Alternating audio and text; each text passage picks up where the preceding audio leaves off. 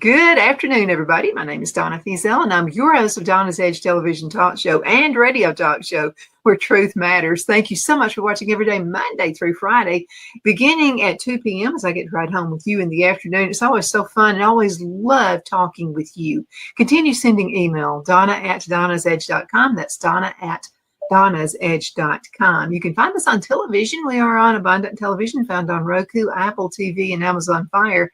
And don't forget the podcast on thenewscasters.com. We are on the radio, WZLA, and they are a big powerhouse in country music right here in South Carolina. So we appreciate being able to be with you that way as well. Again, continue with the emails. I appreciate every single one. You know, I've got Kiel Pankonien with me right now. Okay, I mispronounced your name again. Yeah, it's Pankonien, but it's okay. Well, try Fiesel. I've been called Fiesel, Friesel. I'll just call you Kyle. How about that? That sounds good. Thank you so much for being with me today. I know you've got a great ministry going. You've already aired on the country station here, and people liked you. Well, so that was a good one. So let's go ahead and get a little bit more into the ministry and how and what who thought up this ministry. It's a great one. Well, you know, it's 25 years old, and so the former founder and owner in 2000 was part of the power team. If you remember the power team, those are the guys that went around ripping phone books and bending things and so you know, he came up with this idea of doing pro wrestling and doing ministry with it out of the power team. So, you know, 25 years he ran the ministry, and he had some health issues a couple years ago, and a major heart attack. Really shouldn't even be alive. He had a 100% blockage in his widowmaker, and had a heart attack, and they were able to save him. But ultimately, it was time for him to retire and you know, play with the grandkids and do his thing. So one thing that I did not want to happen was that somebody to get a hold of it and turn it more into a wrestling promotion versus a ministry. I personally felt there was way more for us to be able to do and actually serve versus just doing wrestling shows. So we met and made a deal, and I took over with two of my buddies, and we've taken what was already a really good wrestling ministry, but we've taken it into more of an outreach mission type ministry where we're doing more give back. We're doing more community involvement, and really we call it mission work, but our mission field is the direct community that we're in that kind of has built us over the times. Mm-hmm. And sometimes we just have to, the ministry's there, and it can be in different forms. I have a friend who sings gospel music, and I really loved her song. And I said, you know something, you need to get this into the country stations as well. And she did her arms up like this, and she said, I don't think so. And I said, why not? I said, think about the person who they're down on life. They're about to commit suicide. And this was like one of those good songs that would just get you rocking. And I said, think about that person. They're probably not going to turn in the radio on a gospel station. They could be sitting at a bar with the radio on, and they could hear your song. And that can make all the difference in the world. So ministry is not always inside a church. It's in our everyday lives. That's correct. And I think that's what makes us unique, because somebody that will never step foot into a church, they may love professional wrestling, and they come to a professional wrestling show, coming to watch wrestling. In our shows, every show you're going to get a testimony from one of our men, and you're also going to get a gospel presentation with an altar call at the end. That's how we do everything we do. So you step into a wrestling show, and then you hear Jesus for the first time. And so somebody that doesn't step in the church but comes to, kind of like you, if they're sitting in a bar and they listen to a song and it hits them right, well, they come to a wrestling show thinking they're going to have a good time, and then they have an encounter with Jesus, and then that's whenever he takes over. We can plant the seed, and then he can water it and make it grow. So we've had several cases like that, and a couple just recently that have really been inspirational. What are some inspirationals that you would like to talk about? Well, People come away.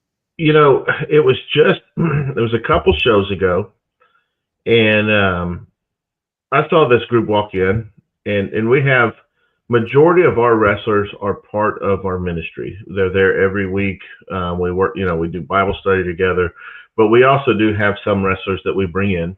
Mm-hmm. And so this group came in, and you could tell they came for the wrestling show. And after the show was over, one of the guys that we had brought in came up to me and wanted me to know that his friends were there, and they were atheists, and they came to watch him wrestle. But at the end of our gospel presentation, a little girl on the front row raised her hand and responded to the gospel. And one of the girls that was in this group that had come to see the wrestling show, she broke down and couldn't understand why. She had no clue. She just said that something about that little girl responding to what we were saying in the ring, made her emotional. And so what I was able to tell them was, that's the Holy Spirit trying to work inside of you, is what that is. The understanding is that is something that's working inside of you. So next time you have that feeling, at least you know what that is now. And then you grow from that. So, just the fact that simple small girl raising her hand triggered what I truly believe was the Holy Spirit in this person that didn't believe in God at all, enough to make her question what that feeling was. And we were able to provide an answer. Where does that go? I don't know. They haven't been back, but they may, because they love the wrestling show. So, we have those stories. One boy responded to the gospel, and I was able to help guide him and lead him through that. And I said, talked about next steps is baptism. And we happened to be at a travel show at a church. And the next thing I know is the pastor opened up the baptismal and says, if anybody's feeling led to be baptized. And it was just like, what? So I turned and looked at the boy, and he was like, so I was able to not only lead him to Christ, but I actually baptized him right there that night as well. And I follow the family, and they're still, it's just those things right there are amazing to us. You just never know. Sometimes it could just be somebody you speak to the right way at the grocery store. Exactly. You just never know. So what does it mean to live your life as a Christian, not only in church, but other areas as well? Yeah, so that's actually something that I'm going through. I'm also a youth pastor. So as we talked about last time I was on your show, youth really are my passion. Mm-hmm. And that's something we're going through, and we've been going through for several weeks now. And it's simple, but it's not. To live your life as a Christian, sadly, is not what you see majority of the people in our country doing right now. To live your life as a Christian is to love, to be there for people, to walk as Christ walked. Christ never separated himself from the people that should not have been around him. He went to the tax collectors. He went to the prostitutes. He went to the people, and he was shunned for that. And I think that's what we have to remember. We're not called, the church is not for us, for a believer. The church is for the non-believer, and we have to remember that. So to walk like Christ walks is simply treating people the way they deserve to be treated, no matter what their background is, what their maybe their religion may be. It doesn't matter.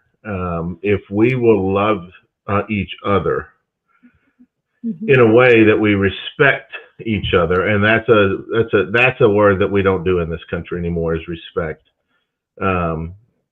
That's what it looks like. There's so much more to it, but it's something that really, really, since we actually talked last time, I felt God has really been pushing me to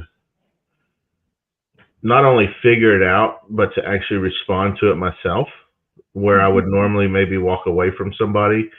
Now I walk up to them and just love them.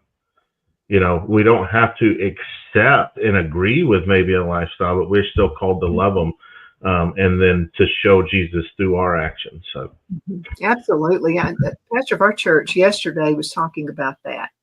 And he said, you know what? I just wanted to say I appreciate this church. And everybody just kind of, and he said, no, what I mean by that is you admit when you're broken. Mm-hmm. And he conducts revivals and goes all over the place. And he said, I was at a church this past week, and he said, I felt like nobody needed me there. Yeah. Yeah. Everybody had a perfect life. Everything was perfect about them. I can't think of anything perfect in my life. There's always something, that I need to be redeemed for. Absolutely. Yeah, and that's the thing, is that I think we take for granted the goodness that God has. And I think that we tend to overlook when God's working in our favor, because we just feel that, everything's lining up. However, God's playing in everything, and even in the bad. Give all glory to God, and that's what I've had several conversations. But even when the things are going wrong, you have to find the glory that's in that, and it's through God. It's semi-tough, but I can tell you, it gets you through those things a lot easier if you can give God the glory and say, listen, I know you're about to do something amazing with this horrible situation I'm in. I have my heart and my ears open to you. I don't know what to do. I'm kind of lost right now, but do your thing. I trust you. I believe in you. And then sit back and watch. And you can actually, you hear all the time. I used to hear it all the time. A peace beyond any understanding, right? That is what he provides, but you have to be willing to let him do that and get the pride and get I can take care of myself out of the way. Well, we get with the busyness of life. I mean, it's just, instant everything, instant coffee. And I don't want instant coffee now. I want mine brewed. But anyway, but instant everything. And I think that if we're not careful, it carries on into our religious life, if you want to call it that, where you think you got to have everything in an instant. Absolutely. And I'm just going to say, I'm one of those, like a house has to fall on top of my head. So I have to go through these trials. I mean, apparently God goes, you're the dumbest of the flock, Donna. And so I'm going to have to really hang it over you so that you'll get it. But when I do get it, I get it. But then we'll think, well, I got it all now. And then exactly. I start to step, and then it happens again. Well, and especially in the business world, you get promoted. I went from really the lowest to the low, all the way up to second in command in my last career. And at that time in my life, it was, man, I worked hard for this. Look what I did. Yeah. And then it all was just gone one day, and then now where I'm at, it's what God did. It has nothing to do with what I've done. I've been obedient. I went from running from God to running to God, and it's just a completely different lifestyle. And when you are in the lifestyle for yourself, then it's actually a very miserable lifestyle when you look back on it. When you're in your lifestyle for God and give him all the glory, then it's actually a very peaceful one. And I've lived both. And it's hard to explain that to people. But that is one true thing, that like I am sold out and always will be sold out for Jesus now, because I've lived both sides of this. And I can tell you, even life hasn't changed. It's still hard, but it is completely different when you can, turn to Jesus. He gets you through it, versus turn to nobody, because there's nobody there for you in those times. No matter what kind of family you have, it's not going to be good enough, or friends you have, it's never going to be good enough. So that's why I'm a follower of Jesus, because people only want to be with you in the happy times. That's right. Or when you've got money, or when you've got this, or when you've got that. And the only thing for the most part, I've just found that with family. And so, and some of the people that I thought were the hardest and most cruel people on earth wound up being the ones who supported me the most. Yeah. I thought they were cruel because they were telling me the truth. They weren't cruel at all. They loved me. Yeah. Yep. They do. And and the other thing is, sometimes the people that you think are cruel, this is my personal experience. The ones, kind of goes with what you said, the ones you think were out to get you are the ones that were there to support you, to be there for you. They were the ones that, I went through a situation where, I don't remember if we talked about it last time, but at 36, I had a stroke. And I had spent 18 years in law enforcement, and one person out of that whole group came to see me. Mm-hmm. And this man, actually the former founder of our ministry, I had met him once. That's how I got connected to this ministry. I'd only met him once, and he found out I was in the hospital and checked on me. And that's truly where my life started changing, because I was like, wait a minute. These people I've laid my life down for don't care. Mm-hmm. But this man I met once. And so that was the beginning of my new story. And it's now, looking at it, it's all the people that I was shutting down and shutting out of my life that were the ones that were trying to get me through that time. I just didn't want it at the time. They'll be the ones who have your back. Yep. I always remember my English teacher, and I was really, really shy in school. As a matter of fact, when I graduated from high school, I was quietest. And you'll see me in the high school annual holding up a sign that says "Quiet, please." I'm in the library with another guy, but my family were having troubles, and so my dad was a minister, and then it was a rough marriage. It was not at home like it was in church, right. And so a lot of people are raised that way, Kyle, where at home it's different than it is in church, and a lot of those folks turn into atheists because it's a living wonder that I found Jesus. I mean, it's a living wonder, because I could have easily said, no, that's not for me. I could have easily turned into an atheist.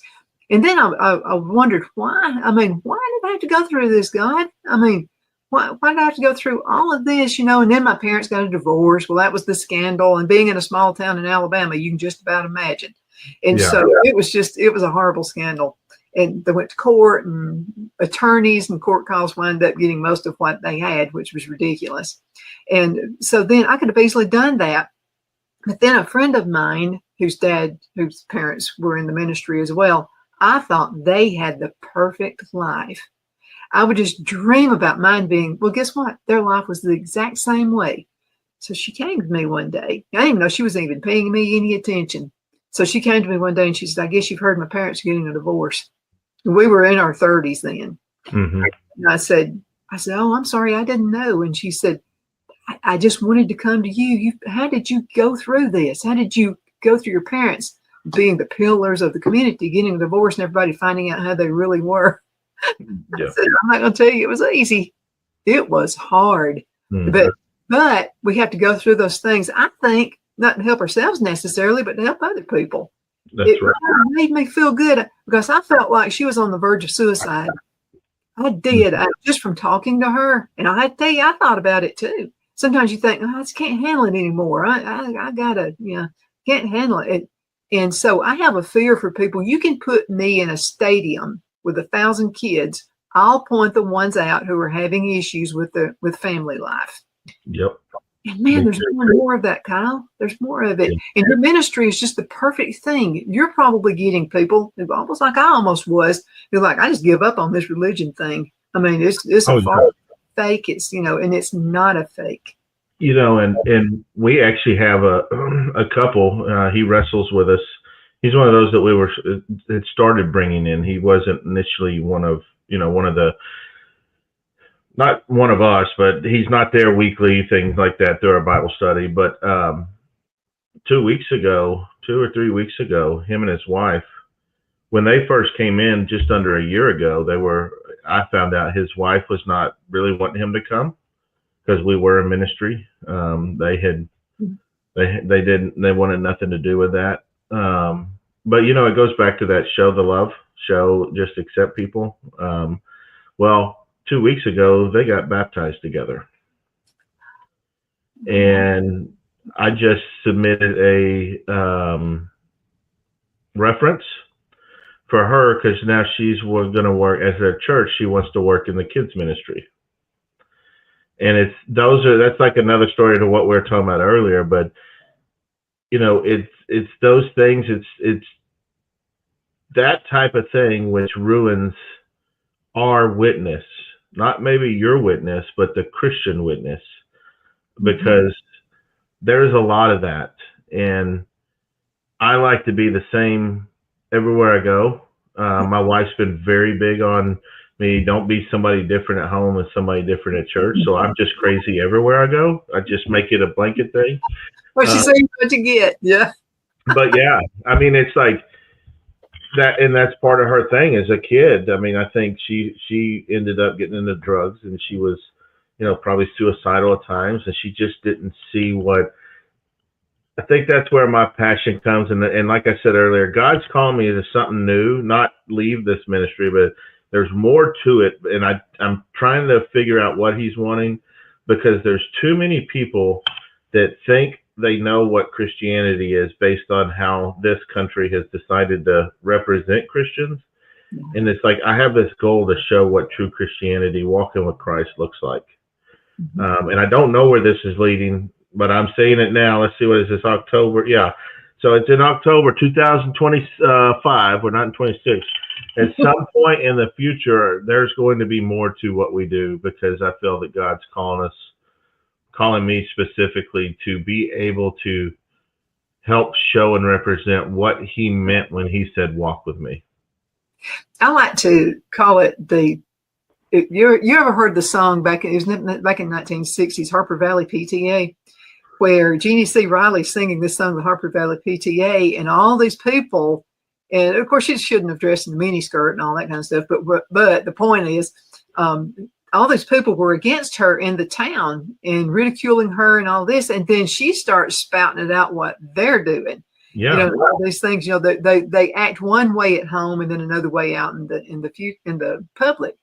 And I get it. I mean, I totally get it, because, and this is another thing about young people, and you're spot on with this ministry, Kyle. I mean, you're spot on, because with the kids, there are predators out there. Predators come to me and want to sell me drugs. They know when you got an issue at home, these predators do. Yeah, and so one guy was trying to sell me drugs, and I was in high school, and I didn't do it. And the reason I didn't do it is I had a cousin who had been in drugs. She wound up ODing. And so my grandmother, and I think my grandmother knew more than I thought she did. My grandmother would say, Donna, it would break my heart if you did what Cindy does. So this guy comes up to me, he's going to sell me some drugs. And he said, you'll feel better. You'll be able to forget everything. That's a lie. Yeah. You'll only forget it for a temporary season. That's right. Comes right back. All you're doing is putting a Band-Aid on it. And so this guy walks up to me, wants to sell me some drugs. All I could see was my grandmother's face plastered all over. And I thought about it, though, Kyle. Of course. I thought about it. I almost did it. Yeah. I'm so glad I didn't do that. But my grandmother believing in me is the reason I didn't do it. And I think that our youth today even have it well worse off. And here's why. The internet, these games, Roblox. I don't really get what Roblox is, and I know that predators hang out in there. And it's all of this internet interaction that these kids have, and anybody can be anybody behind the keyboard. So you can pretend to be and I just watched something on this the other day. They'll get in there and pretend to be a 15-year-old kid, build a relationship and a friendship, and then be like, oh, hey, by the way, well, now the connection's already made. And the thing is that these kids, some are even, when I say kids, I mean, you should not have, and I don't want to preach to everybody, but I'm going to preach to everybody. You should never let your child, whether they're specifically if they're like 5 to 10, but even all the way up to 18, unfettered access that you are not monitoring on the internet. Get them a phone. Okay, everybody has a phone. Go through the phone. I think we did talk about this a little bit last time, but they don't have a right to privacy. They're your children, and you're the parent.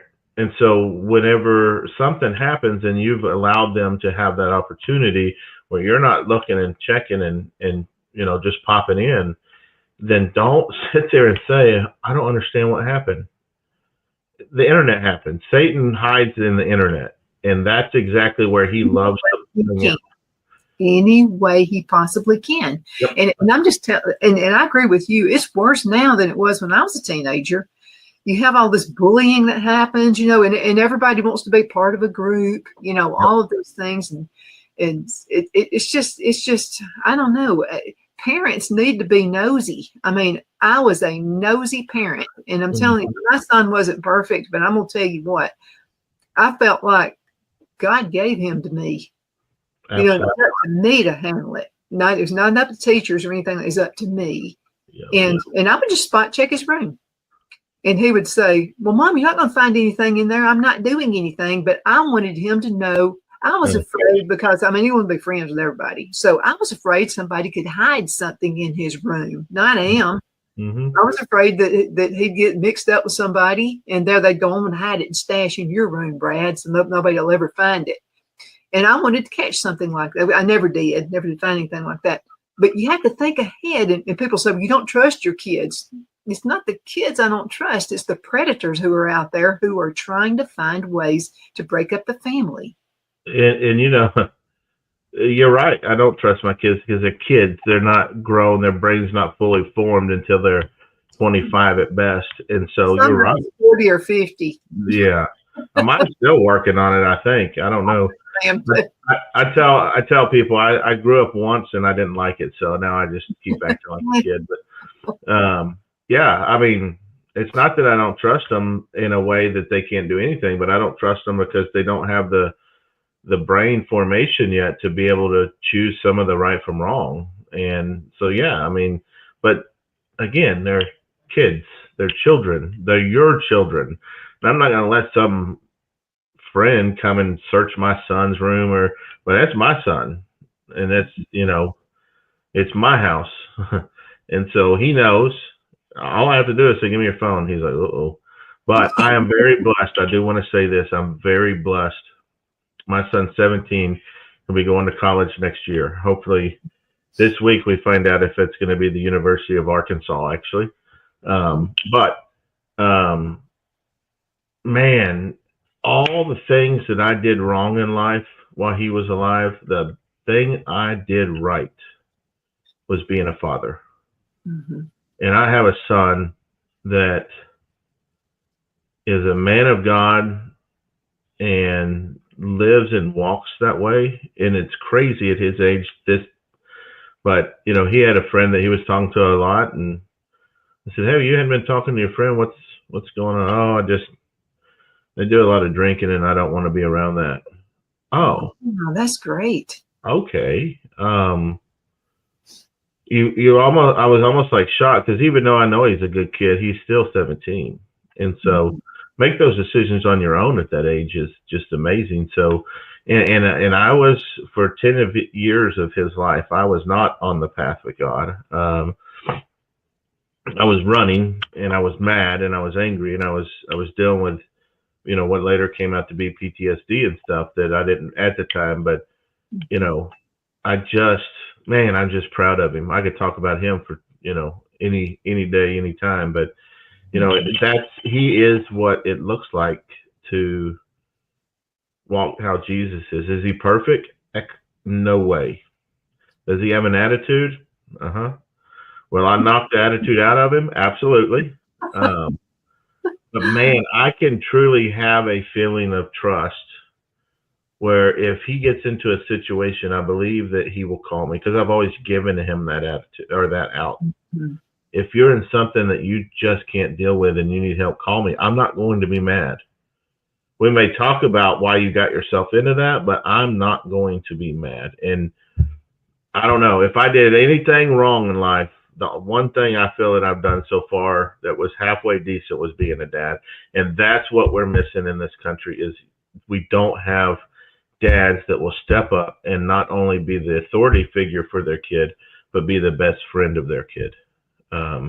You can be both, but you can't be your kid's best friend without the fear of the Lord, to where if I look at him, he knows I'm going to get up and do some whipping, So anyways, I could go on forever with him, but I'm proud at least that I did one thing right in life. Well, I think you've done a lot of things right, but knowing that there's a consequence for what you do, the kids are not feeling that anymore. No. And so anyway, they have to. Let's go into a commercial break. I can't believe half the show is already over. It's been a We'll great be right back, everybody. Twin City Used Car Sales has been serving drivers in the Northeast Alabama area for years with a quality selection of late model used cars, SUVs, and pickup trucks. On top of our extensive selection and competitive prices, we offer professional auto financing services for used car buyers of all credit levels. Whether you've just begun your search or you're ready to secure your next vehicle, at Twin City Used Car Sales, you will drive away with the vehicle of your dreams. The sales and finance staff at Twin City Used Car Sales looks forward to serving you, and you can apply for financing online before your visit to our used dealership in Gadsden, Alabama. Check us out on the web at twincityusedcars.com or go by our location at 901 First Avenue, Gadsden, Alabama. We sincerely look forward to serving you.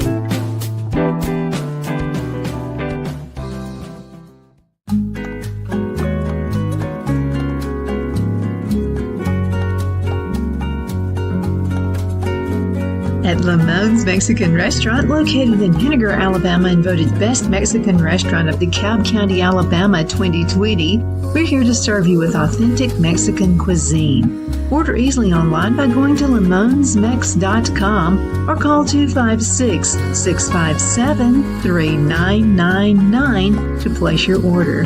We're open Sunday through Thursday, 11 a.m. to 9 p.m. and Friday and Saturday, 11 a.m. to 10 p.m. Whether you're celebrating a cozy date night for two or a celebration for a crowd, at Lamone's you'll love our atmosphere and friendly servers. Thank you for dining with Lamone's Mexican Restaurant.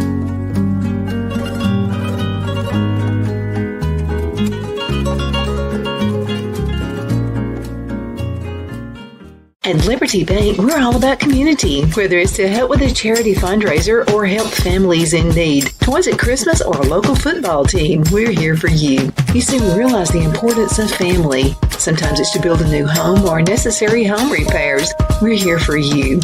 If you like the feel of a small town bank with all the conveniences of a big city bank, we're here to serve you. You will find us at any of our convenient locations in DeKalb, Marshall, Etowah, and Blount counties in North Alabama.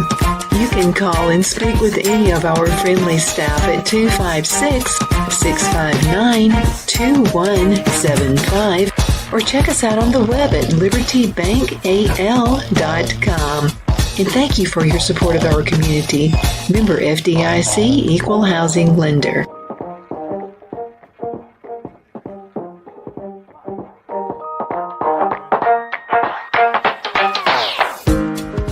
I'm excited to announce our Christmas extravaganza is finally here. Get this season's flannel sheets for as low as $59.98. They won't last long, so get them while you can.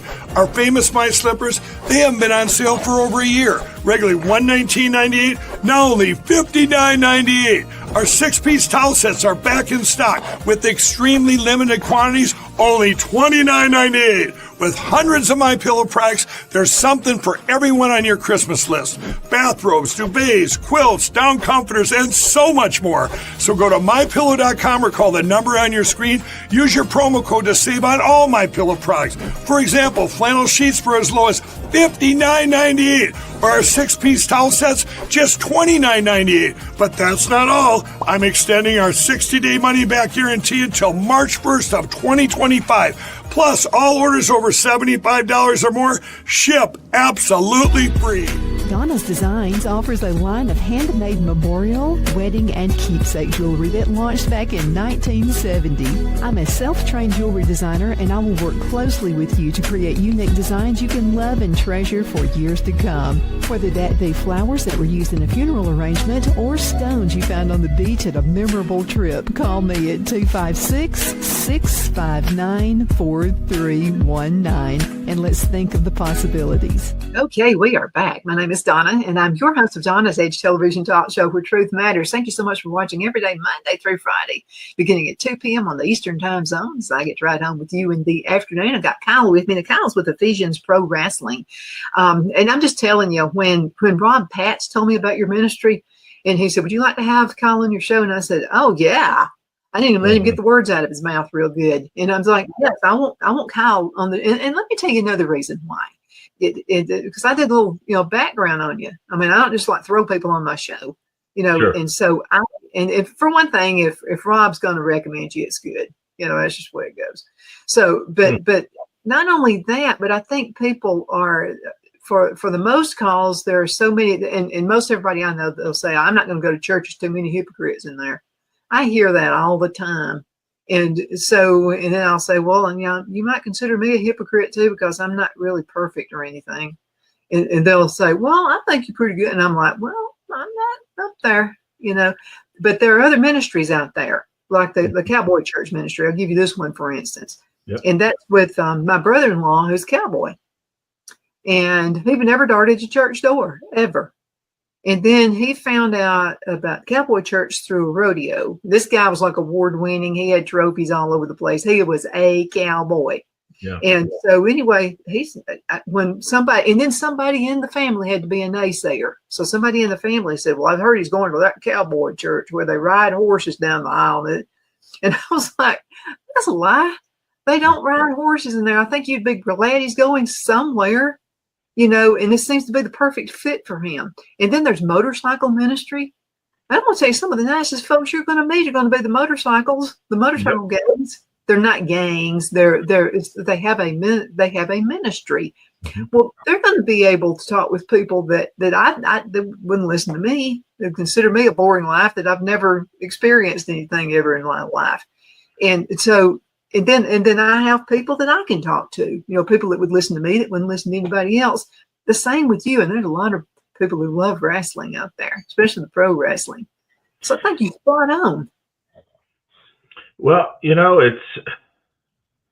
it's funny because pro wrestling in general, outside of ministry, is one of the most secular and possibly unchristian-like things out there.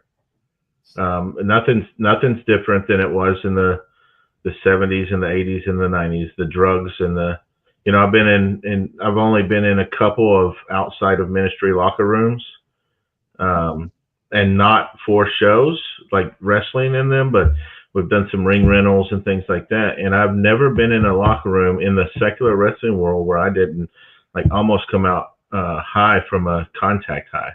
Yeah.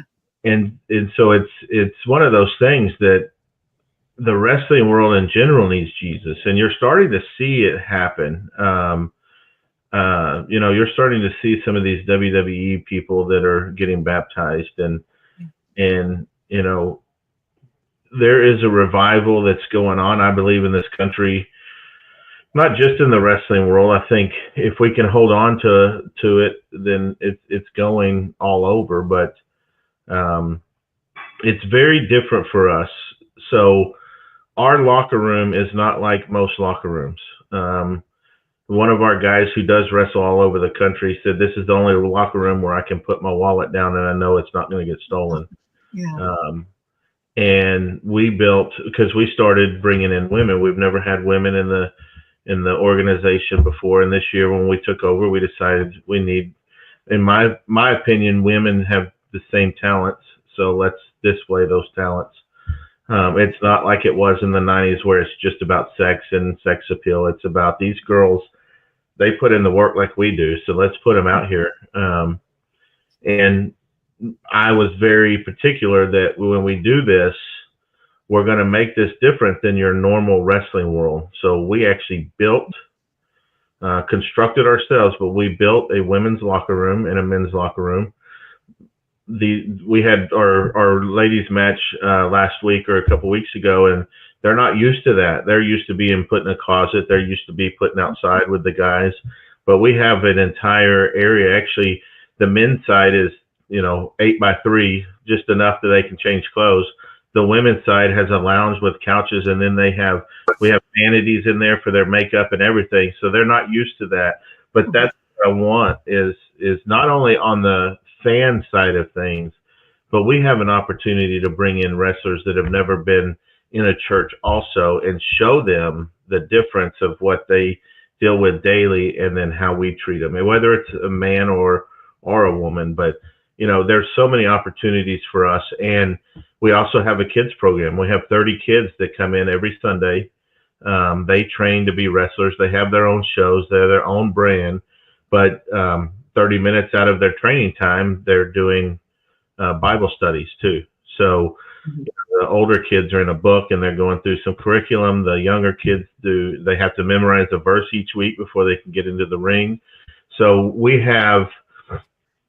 don't only just have the adult side, but we have a kids ministry that's built in as well, that those kids are like,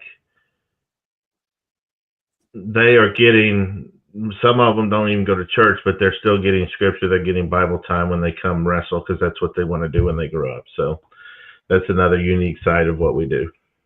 What are you seeing in the kids of today versus, say, the kids of the 70s when I was growing up?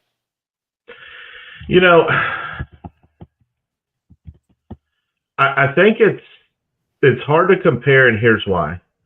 I think in the 70s, which I didn't grow up, I grew up in the 80s, but I think even when I grew up, or even in the 70s, church was still important at that time. Yeah. And I know in the 70s it was kind of like where we're facing now, but church was still very important, especially down here in the South where we are. It's the Bible Belt for a reason. I got a fly that just entered my house. But it was important. So, youth groups back in even my day were humongous. We were always together. We were always doing things, but today they're not. Like my youth group, we have like 15 kids, which is big for us, because when they called me to this church, it was specifically, they did not have a youth program. They had youth with no program. So I came in and helped them kind of build the program, and we went from 4 or 5 to we're at 15, 20, depends on the Sunday and the Wednesday. But I think what's hard now is that church is the weird thing now versus back then.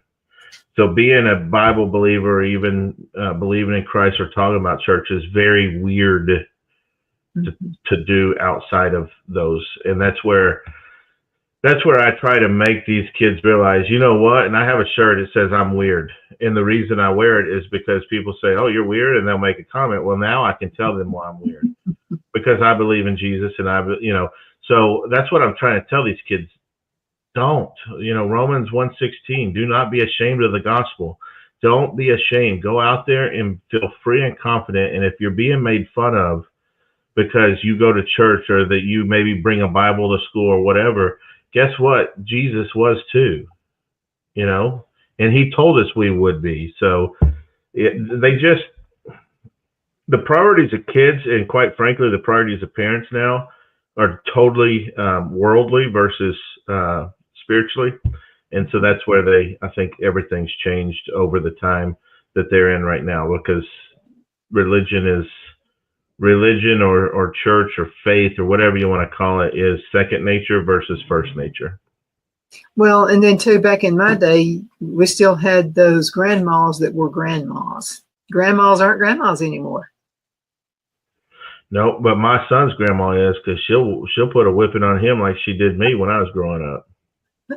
Well, those grandmas would want to teach you how to cook. Yeah. They would want to teach you how to do different things. And the grandpas wanted to teach you how to fish, how to hunt, how to do all those things. And so, especially, I feel sorry for men. I really do, because there's been this long thing about trying to feminize men for decades now. And it's not the kid's fault. It's it's just the way the world is. Of course, you can always see a different way, but what I'm saying is you're absolutely correct when you say things are different now than they were back then. Mm-hmm. They are, and it's you said hunt and fish, and that's one thing that I grew my son up to do. Like, I didn't grow up. My dad took us fishing all the time, but he wouldn't take us hunting. His dad, my grandfather, he died when I was 12, but I still miss him more than anybody that I've ever lost for whatever reason. He hunted all the time, but my dad did not. My dad, not that he didn't like it, but I think at one point he went to hunt and he just couldn't make himself kill a deer. Yeah. Well, then my father-in-law got me into hunting because it's something I always wanted to do. My grandfather was going to take me, but he got cancer and passed away before he could. Mm-hmm. And then I began hunting 20-something years ago. Well, I actually got my dad into hunting. So after all that time, he was on the deer lease with us. And then when my son turned 5, I started taking him. And it's a time where just us, it's great. We go down to the deer lease, and it's me, my son, my father-in-law, and my father. Like, what's better for my son than to have both grandfathers and his dad in that, and we cherish that. And it's not necessarily about the hunting, but it's about the time that we get to spend, because time's limited, and for some of us limited more than others. But the fact is that tomorrow's never promised. And so my dad's going through some health things, and I know that in time, as your parents get older, they're going to pass away at some point. So it's those things that you just have to take the time and enjoy the moments that you're in, because you never know whenever you don't have those moments. And that is with children. That is with your parents if they're still living. That's with your siblings. If you don't have a relationship with your siblings, you get one. My brother is the production manager for us at Ephesians Pro Wrestling. So we're together all the time there. My son is a referee. We're together all the time there. And so it's those things that you really have to make your priorities and set them, and make sure that, you'll see people that will say, well, God first, then a family, and then no, it doesn't work that way. You can't have, if you're looking at a structure and you have God first, then family, well, where does God go when you get to family? And then when you get to work, where's God at? So God has to be a part of everything. So God is first, but he's got to be a part of everything. He's not first, but he's all. And so you have to have God in your family. You have to have God in your work. You have to have God in everything you do. You can't just put him on the shelf whenever it's family time. And a lot of people will do that. And that's what we're talking about with that different in the, at home than they are. And they put God on the shelf when they get home. You can't do that. So I think I totally understand what you're saying there. And divorce is more prevalent now in ministers. I mean, in their lives, and some of them, because I'll just use mine for an example. I mean, they were at every church function. There was, everything, which was good to do. It was a good thing. But the problem is you've got to have some home life too. There's got to be some structure there as well. Mm-hmm. And so I know a lot of churches that they want their ministers and the wives to go take a month-long vacation, mm-hmm. just to be with each other. And I think that's a grand idea, so they can bond. Yes.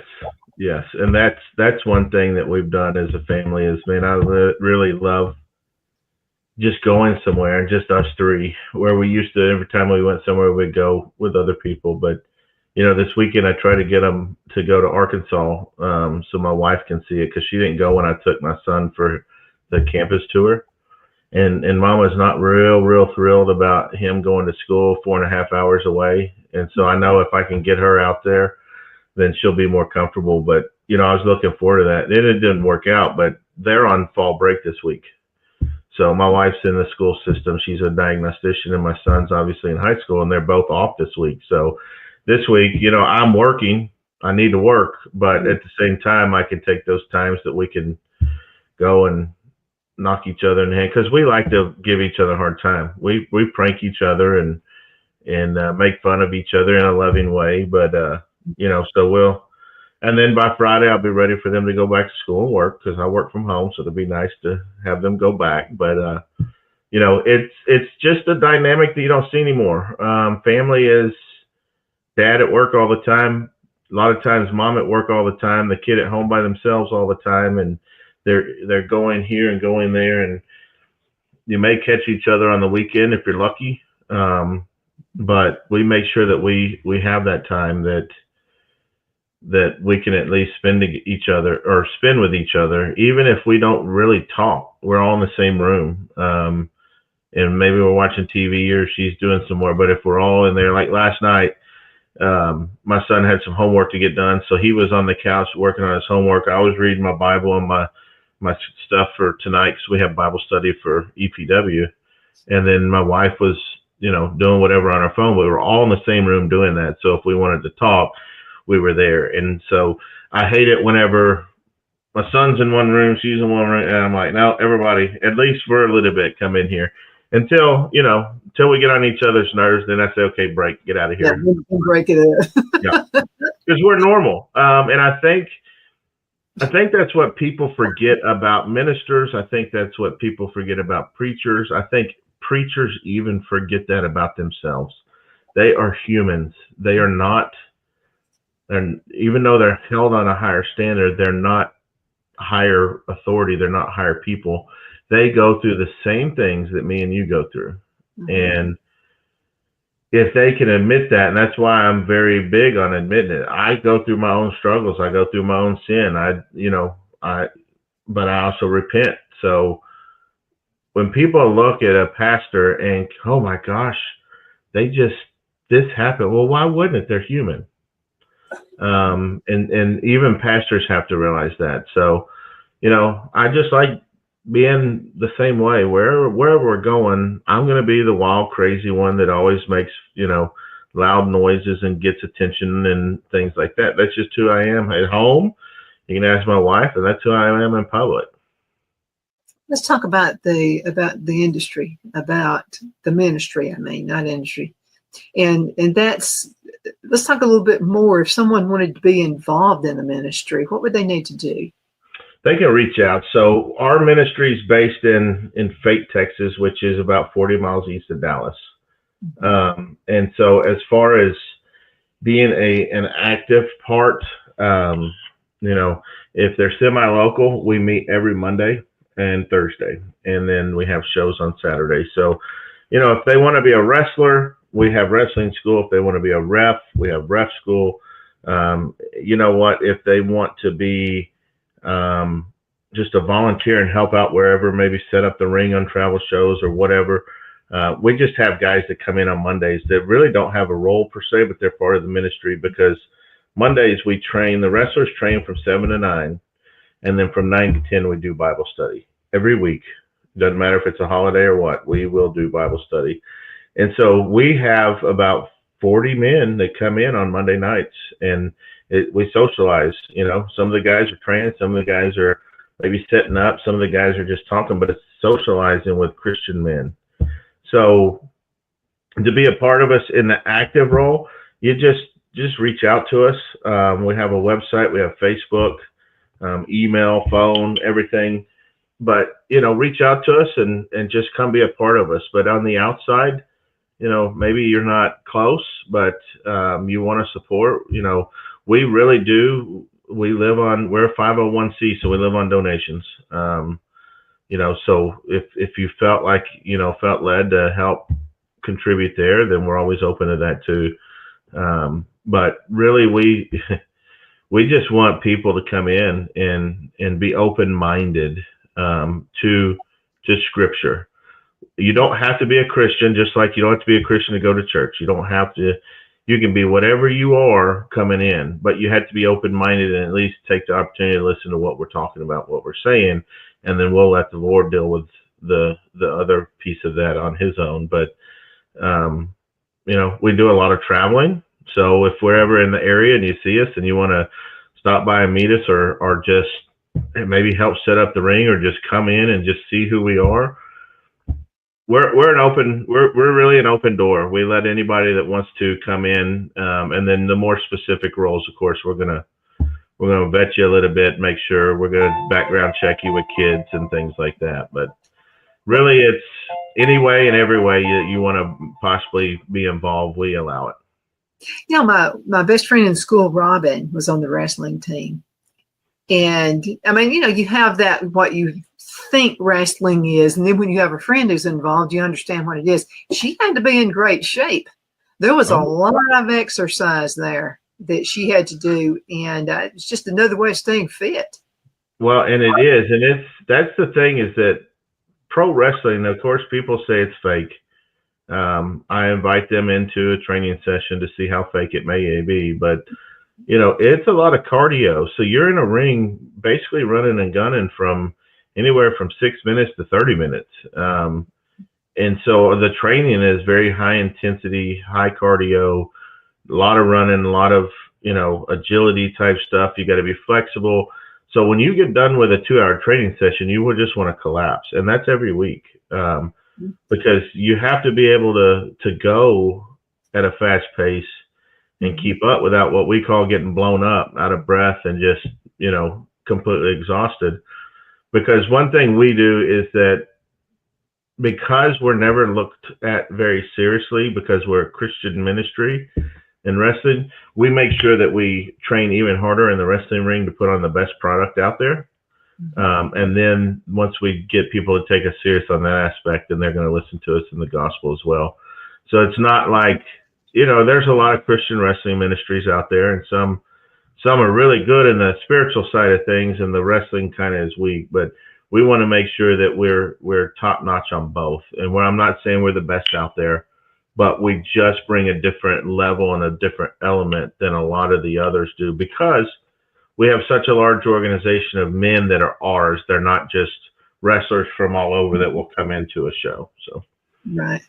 You know, so, and I wanted to say this too about wrestling is a form of exercise.